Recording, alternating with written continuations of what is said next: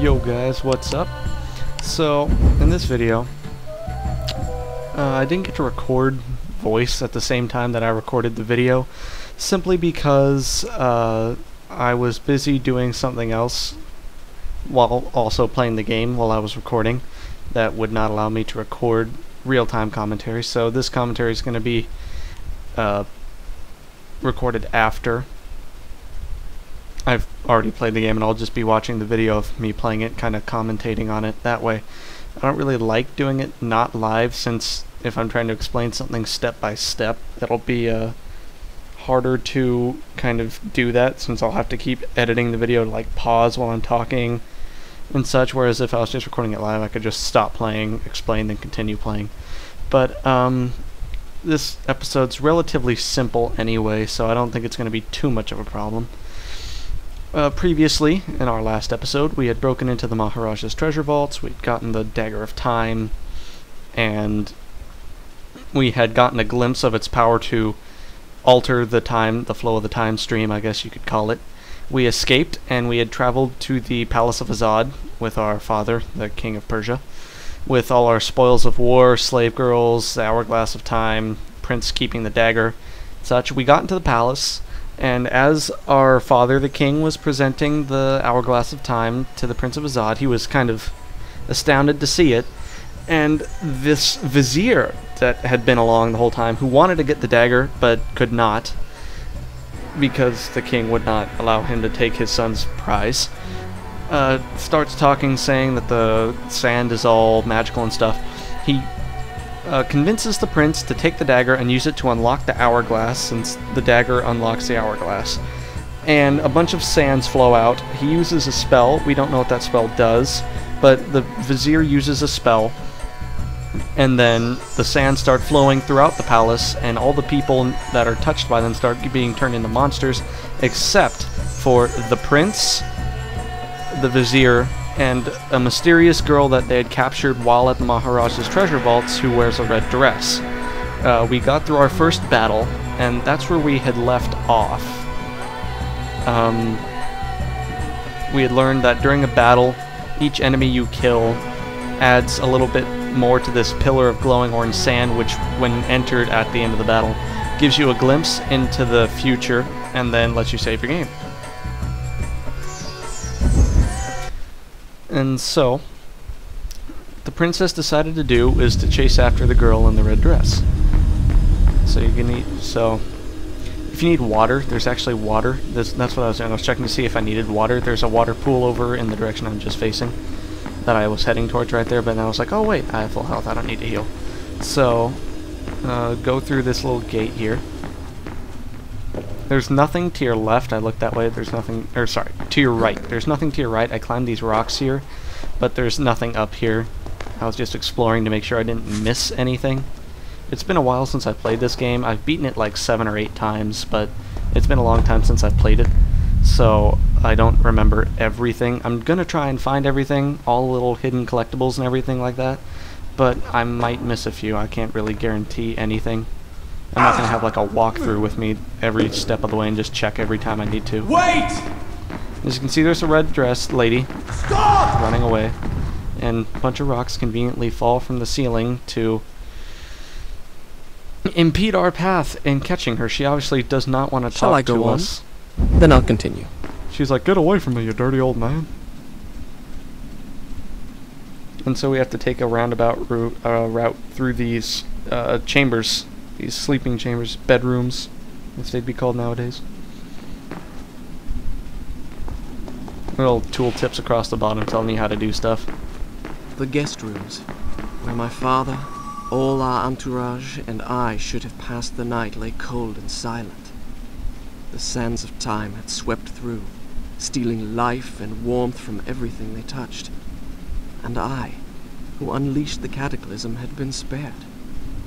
Were there others like me, who yet clung to life, hiding in fear among the ruins? It did not seem so.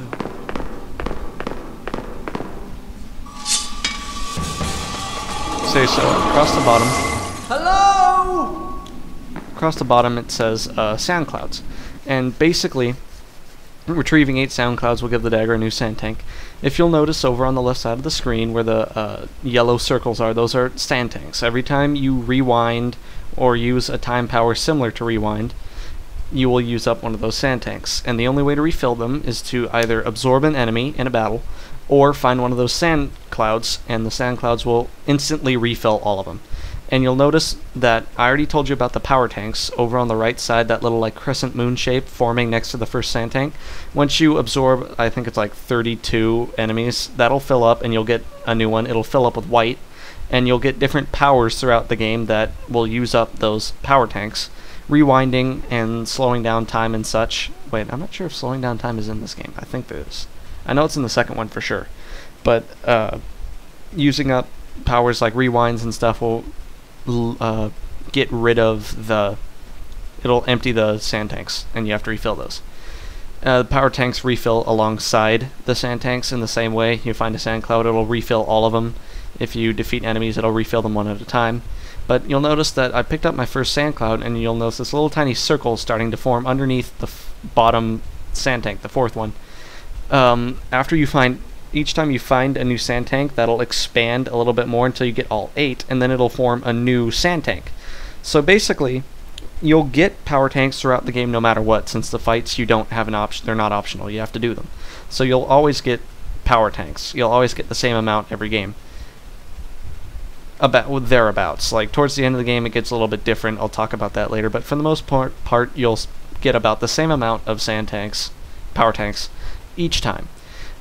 Sand tanks, however, can be very different because the sand clouds aren't necessarily in your path. They're hidden around, which you'll see in a few seconds. I go searching for them to make sure I grab them and try and find them all. But they're not all hidden in your path, so you have to go looking for them a little bit, and you can miss those. So you could end up at the end of the game with a bunch of power tanks and not as many sand tanks.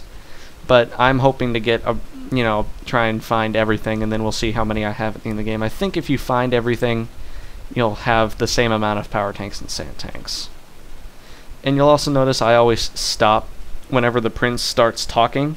This was one of the first games, I think, to incorporate the idea of like the character speaking and telling important story things, or backstory things, even, while you're actually playing the game, like dialogue with action. And I kind of like games that do that, since it doesn't really detract from the gameplay, but it's kind of annoying because if you trigger a cutscene or something while they're talking, you can miss out on some nice background information they're talking about, or you could very easily drown them out by doing things, which is why anytime the prince starts talking, you'll notice I'll stop and like wait for him to finish talking. I'll stop talking and I'll just let him say his thing before going to continue doing anything, just because I want to make sure to leave that in there so that nothing gets missed. It's a pet peeve of mine when people kind of ignore like what the character's saying and just continue doing whatever they're doing and just like ignore them, basically. Anyway, so you're also going to get introduced to the beams right now. These are Is anyone there? recurring platforming things. Press and hold R1 and then press X to release. You'll notice that I tend to do it kind of quickly. Like I said, I've beaten the game 7 or 8 times and I've gotten a lot of practice at those. It's just a matter of timing, because you hold R1 and he swings vertically on the pole, and you need to press X just as he's coming upwards on his swing in order for him to let go, do the reverse somersault midair, go through the air, grab the next thing.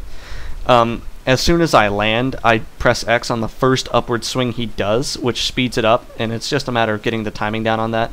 I think by the end of the game they expect you to be able to do that, because I'm pretty sure towards the end of the game there are like beams that fall off if you take too long spinning on them, so you need to do them quickly.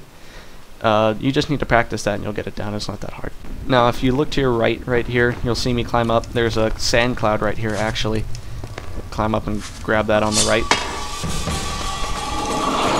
Now something else that's different kind of happens here. You'll notice right here, this weird thing happened. Just as a little background, right before I'd been playing this, I was playing Kingdom Hearts Final Mix on my PS2 emulator. And Kingdom Hearts is something entirely different. I'll talk about it later. Maybe I'll do a Let's Play of it in the future. It's one of my favorite series of all time. Probably my most favorite series of all time. But I was playing it, And anyone who's played the first game knows you don't use the right analog stick to move the camera around in that game, like in every other game. You use the L2 and R2 buttons to move the camera around. And so I'd still kind of had that habit at the time. And so I dropped down, and I just, force of habit, I pressed L2 instead of clicking the right stick to try and get the camera behind me. And of course, pressing L2 puts you in landscape view. And I've never done this before. I'd never noticed this about this game as many times as I've played it. I did the landscape view here, and you can actually see the girl in the red dress standing behind the corner. Now, if you just play it like normal and you don't see this, you're supposed to assume that she comes out of the hallway she's standing in, runs around the corner, and you'll see in a second more conveniently placed debris falls from the ceiling and separates us again. But you're supposed to get the idea that she came around she came out of that hallway and then turned and continued running, and then when you go over there you can see there's no floor there from that hallway. You're supposed to assume she barely made it out of that hallway with like the floor falling behind her. But what they really did was they just placed her around the corner and already had the floor missing, and then as soon as you cross like a certain line, an invisible trigger line, she starts running. And so I never knew this, but I just kind of stopped and kind of sat here for a while staring at this, laughing. I was like, really? I never noticed this before. It's funny, the little things you can notice when you do things developers don't expect you to do when you're playing a game.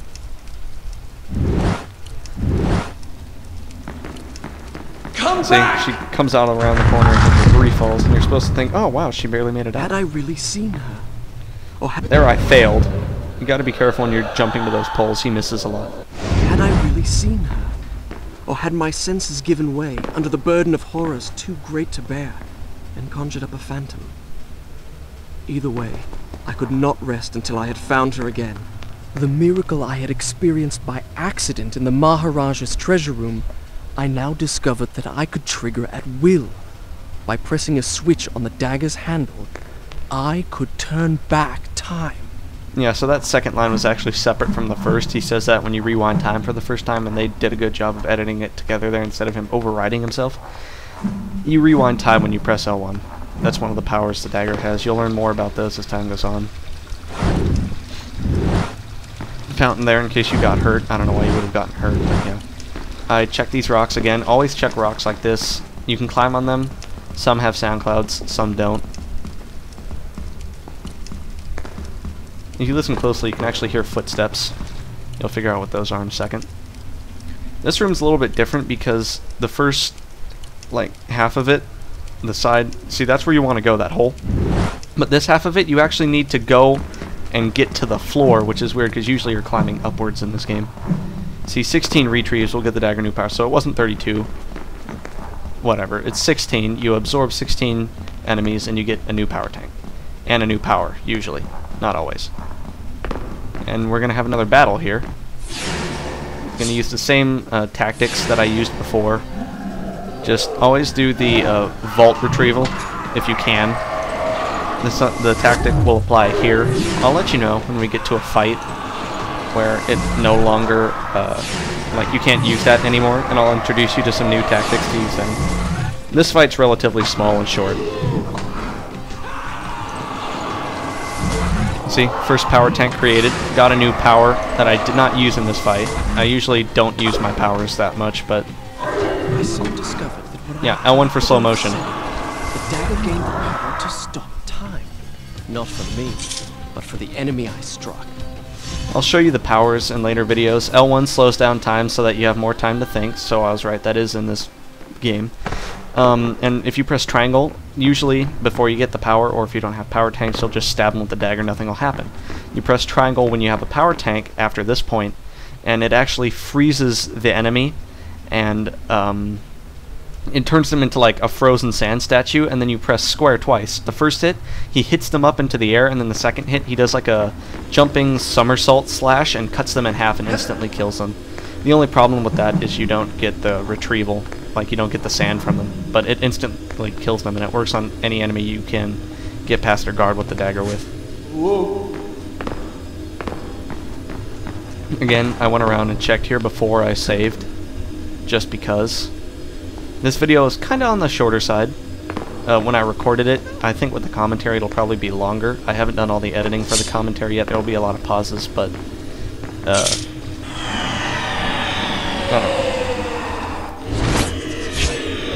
See, and these are basically supposed to be visions of the future. These are giving you little previews of what's going to happen. The next room we go to, this room it's showing, is going to be like a really big room, long platforming puzzle, and then a really long fight, so that video is probably going to be on the longer side. First really big fight of the game.